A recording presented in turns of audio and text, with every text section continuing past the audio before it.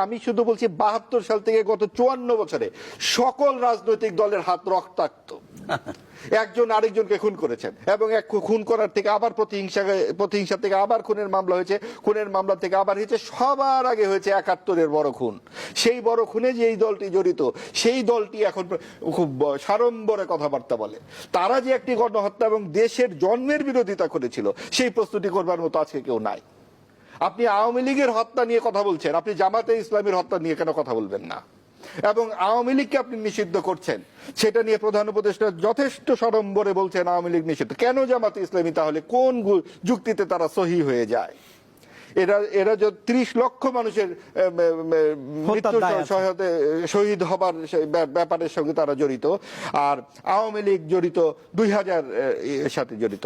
এখন সংখ্যা দিয়ে মৃত্যুর এই তুলনা করা যায় না। একটা মৃত্যু লাখ মৃত্যু। জিনিসটা তো চালনি বলে সুই তোর পেছনে ফুটো। জামাত সারাদিন বলতেছে আওয়ামী লীগ পারবে না, তাদের অপরাধের প্রায়শ্চিত্তটা কি হলো?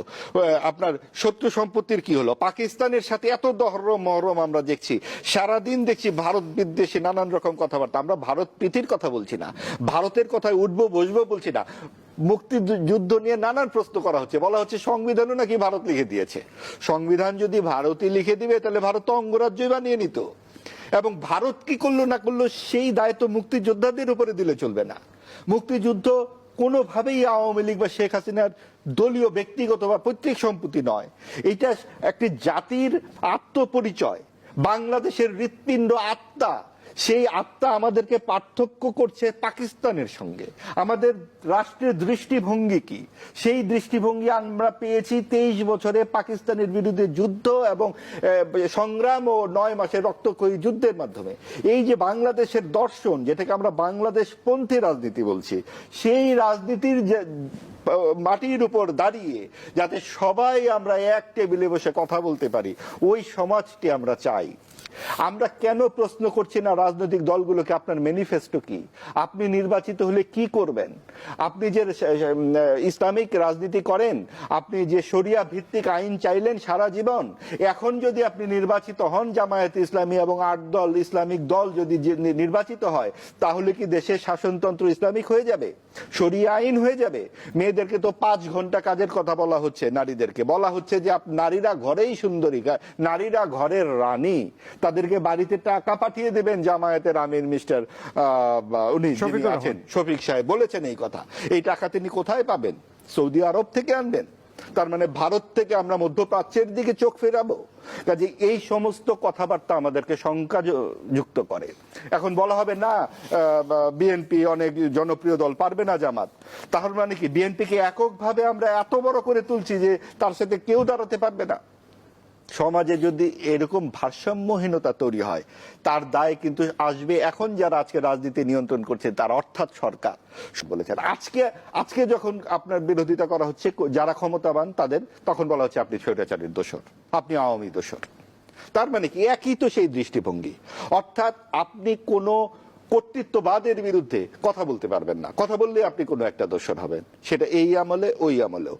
কাজে ওই জায়গা থেকে যদি আমরা উঠে না আসতে পারি, আমরা যদি প্রত্যেকের সমমর্যাদা নিশ্চিত করতে না পারি, আপনার 5 ভাই 2 ভাই চুরি করেছে, আপনি কি আপনার পৈতৃক সম্পত্তি থেকে 2 ভাইকে বঞ্চিত করতে পারবেন?